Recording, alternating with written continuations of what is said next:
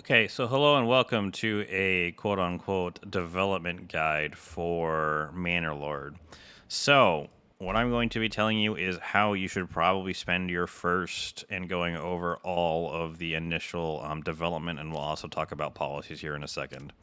So, depending upon, again, your first village, I'll put up a guide for the initial quote unquote how you get your first village set up. But if you already know how to do that and you've already checked that out, then we'll just talk about the development here. So, usually your first village ideally would probably be a trapping and or berry deposit village, just so that you don't have to basically pay attention to them. They can get their own food and they'll be all self-sufficient. So when you are doing that, you need to check if you have a good berry deposit, obviously first. If you have one that's 64, you can take forest management. It is an okay upgrade. If you have one that has like 128 like these two, then yes, it is a very worthwhile investment to get the berry deposit. It just depends obviously on what your berry count is. Otherwise, trapping is a very good skill to get early on, just for the passive income of meat. Advanced skinning, again, is also very good in the beginning. In this specific case, this village will be getting that relatively soon. As soon as I get 2 burger pots, I'm getting advanced skinning for double meat harvest on deer. What I will say of pelt extraction is the following. I have completed a whole run through with it, unlocked, and I will tell you this. If you get this, you will have so many hides, it will be stupid. You will have so many tanneries producing so much leather that the leather price will crash, and you will be able to send leather literally everywhere on the map for every single village, as long as you have one village that actually has this. That is how powerful it is. Next is beekeeping. Basically, it allows you to make honey.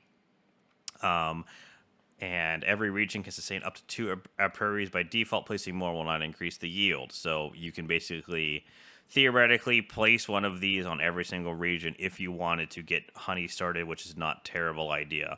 And then advanced beekeeping gets waxing. So these two I haven't really had to play around with because I haven't needed to, but they're not terrible upgrades, especially on a farming village or just a hunting village after you get advanced skinning. Once you get advanced skinning on a regular hunting village, honestly, you don't need pelt extraction and you probably don't need berry deposits. So getting beekeeping and then at the very end stages of the village, getting advanced beekeeping is not a terrible idea for a hunting quote unquote village, okay? So now we've talked about hunting. Farming. Before you go farming, you must, and this is a must, you must check its fertility rating for all of the following crops you can grow. In this case, this region up here is good, and then the region down here is good on my map, on my spawn. But you need to check it. In this case, you can grow rye literally everywhere in this region. On my case, in this case, up here in the hunting village, you can see that I do not have very good farmland at all up here, so I'm not going to be making farms here. So, just make sure your fertility level is good for whatever crops you're going to be growing. You don't need to grow wheat because as soon as you get your village down and at least built up halfway, you'll have orchardry and rye cultivation done. As soon as you get your first 2 burger plots down, which are really easy to get, you should not have to get wheat, and you should be relying entirely on rye to do most of the heavy lifting. So just make sure your rye fertility is good for if you want food. If you want barley and flax, obviously you need to check where specifically you're going to be growing them. In this case, I would prioritize flax because barley can be bought at your trading town, which we'll talk about, or imported pretty much everywhere. And people can import the malt, and then they can have their own ale and blah blah blah blah blah. Honestly, making barley is something people don't generally do, at least in early access, but you can. It's not a terrible idea. But ideally, flax is the one you make for clothes, so people have clothing, so you can get to tier 3 Burges, and everyone has clothing, and they're all happy, and blah, blah, blah. So I would prioritize flax here. But make sure you have some ability to grow food, so rye pretty much everywhere, and then flax on specific areas where you're going to be growing just flax fields. So, after you have found your place and or are building your first village and or ideally your second village that's just going to be used for farming, let's talk about the farm upgrades. So, orchards or orchardries are very good. They just take a long time to get operational. They do, in fact, cost money, and it's not an insubstantial amount of money either. It is around 50 per, and they take 3 years to get. In this case, I just started year 2, so theoretically, if your first village was one and you were somehow able to get enough money to buy a lot of apple orchards, it would be by year 4 is the earliest the full production will come online, but more than likely year 5 for your first village. For your second village, we're talking like year 6, 7, 8 to get them fully operational. But once they are fully operational, they do in fact provide a massive amount of apples, which is another food source, which is very good for your food stall supply because this will continue to go up the higher in level your burger plot is. So for level 2, I think it is 3, and then so for level 1 it is 2, level burger level 3, burger plot level 2 is 3 food stalls, and then at burger plot level 3, this will be 4. So having apples offsets that, obviously. So after you get orchard for your very first farming village, you get rye. So those are your 2 points here. Rye is just magnificent because you can actually grow it very fast. It doesn't lose fertility, blah, blah, blah, blah, blah. We all know that rye is very good, and it is the first 2 upgrades you get. What do you do after your first 2 upgrades is entirely up to you. If you are playing on a higher difficulty, irrigation is not terrible, but again, you are trying to prevent something that may or may not happen, and you are spending an entire development point here. And again, it is very hard to get development points because you only can go up to a large town. You can't go past that, which is, I believe, only, 4 or 5 points? So it's not a lot. I'll put a little thing up there checking on how many development points you can actually have in total. So I'll put that up there. But irrigation, is you spending one of those valuable points for something that may or may not happen. Can be good if you're playing on higher difficulties, but past that's not really worth it at all. Sheep breeding can be good because what this allows you to do is that sheep are grazing, and it's only a single point, is once you're able to import sheep from a livestock trading post, once you import them and have them grazing, they can multiply, which means that technically, if you don't want to be shaving them for all wool, and once you hit a certain number of sheep, you can actually sell them, and this can be basically generating an infinite amount of money, depending upon if you're selling a sheep or a lamb, but this is pretty much printing money here. It takes a long time to do so, but it can be useful in a farming village where you don't actually get a lot of money for, selling really much anything, because you're going to be having to be buying meat and clothes and everything, and your bread exports are not going to cover the whole cost. So sheep breeding can offset that a bit. If you want, you can also get a heavy plow. It allows for plowing of larger fields. Now, in reality, because the game is in early access, you do not, in fact, want to be having big-ass fields, because what can happen, and this is just an example here, let's just say we make a field that's 1.3 Morgan. If we make this field, and we do not finish it in time, for example, the people do not, they do not plow the field and then sow it and then harvest it and then regrow it, right? If they do not do that in time, each one of the steps before the next season, you get nothing out of it. Which is sad because they have to finish the whole village. So, for example, if there's like a little speck up here that wasn't done by somebody, well, the whole field is fucked. So this is why, generally speaking, you don't build fields this big. You build them relatively small. For example, like that. That would be considered a good field in this game, at least right now. In that specific scenario, you may not need heavy plow, but if you do get heavy plow, they can do this field really quickly, which means you can basically increase your food production by a significant margin. They also lead to very good things. So if you want a good farming village, which is one I have done before, orchard, rye, heavy plow, and then you can get bakeries to get a massive amount of production of flour and bread that you can export is what you'd use bakeries for. And you have to use this on obviously a Bircher plot level 2 or 3, but once you have a bakery online, you produce a ridiculous amount of flour for the families living there, and you basically don't have to build communal ovens. You can also get fertilization, which allows you basically to fence up the pasture, which I think is an upgrade. Yeah, you can fence up the pasture, but you obviously need the relevant tech. Honestly, at this point in the game, because of the way rye is just the superior crop here, you obviously can't see it, but you don't really need this. It can be useful if you want to be growing a whole bunch of barley and flax, then fertilization can be very useful there. But past that, it's not great if you're just growing rye, because rye comes back really, really fast in fertilization. But it can be an upgrade. So my recommendation if you're wanting to build a farming village would be orchardry, rye cultivation, and then either sheep breeding or heavy plow. And if you decide to go the heavy plow method, then go bakeries.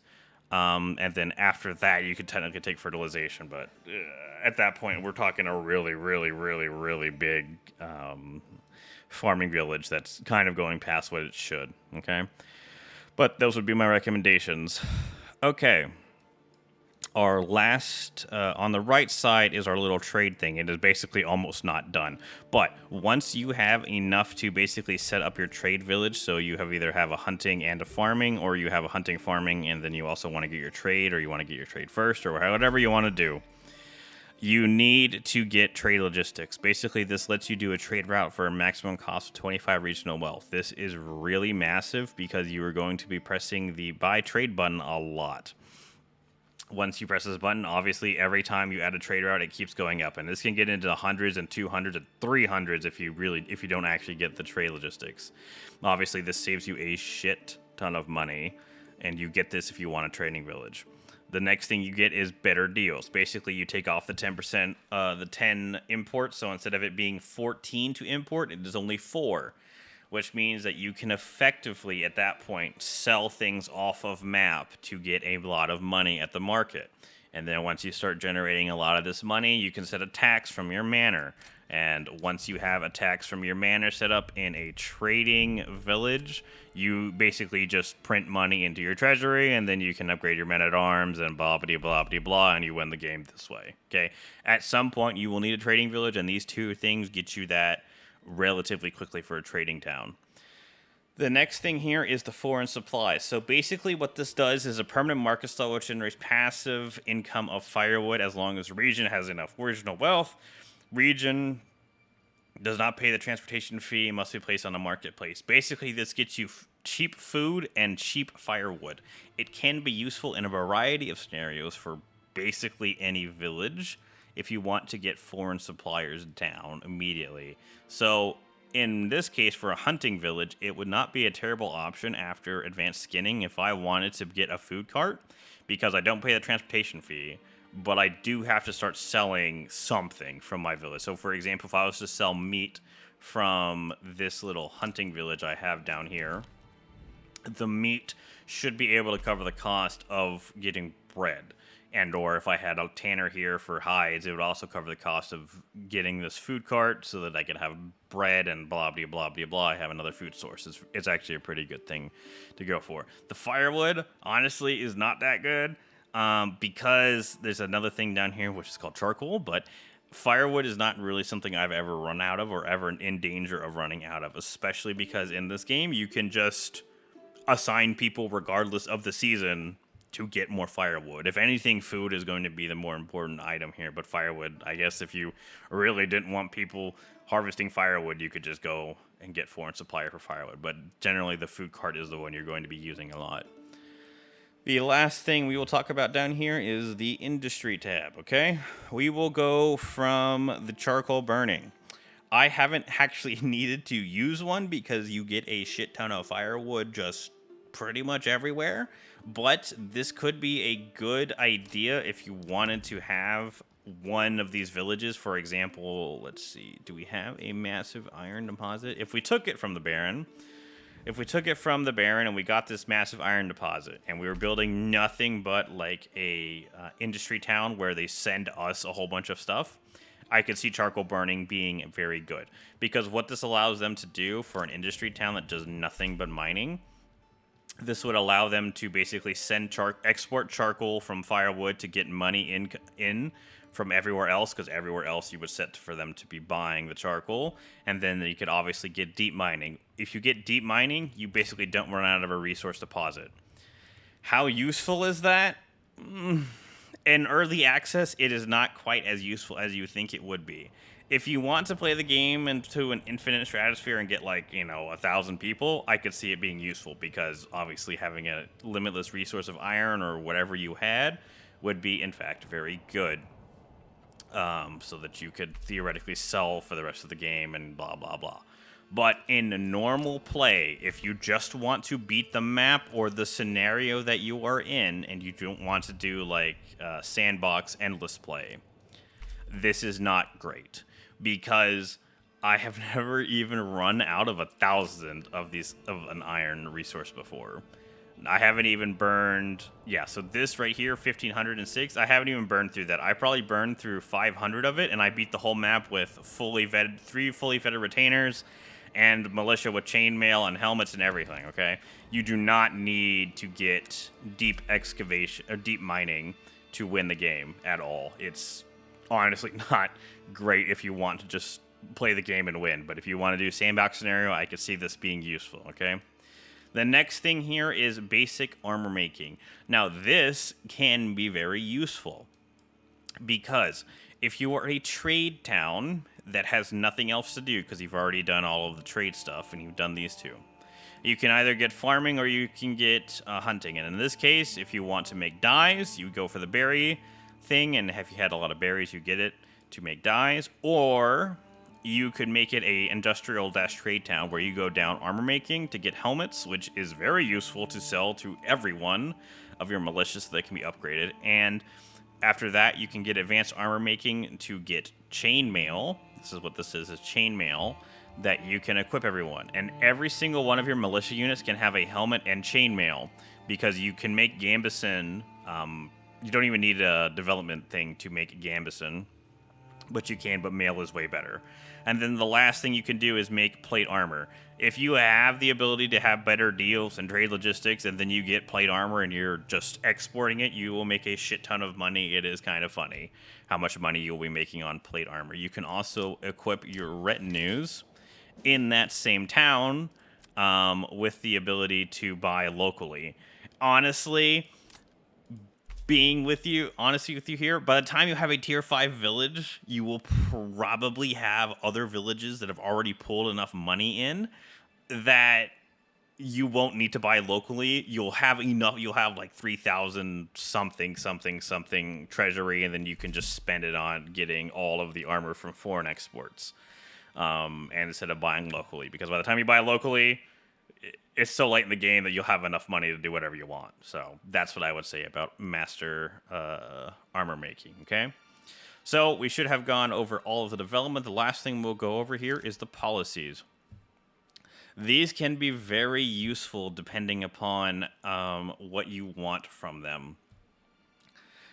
For example, your hunting village, they basically, in this specific scenario, because I am a hunting village and I'm never going to grow crops, getting hunting grounds is in fact very good for me. Strict fasting can be very good on a, on a farming area and anywhere that you are not taxing. So, what do I mean by that? Anywhere that you are not taxing at all with your manor, and by taxing, I mean land tax, not tithe. Tithe you can do whatever you want with, but land tax decreases approval by a pretty significant margin, even at 10%. You can actually change it to 5 or whatever.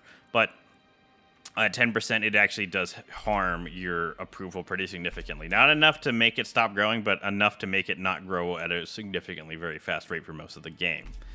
Strict fasting obviously reduces that, but not by enough to make it not grow at all, as long as you aren't taxing people.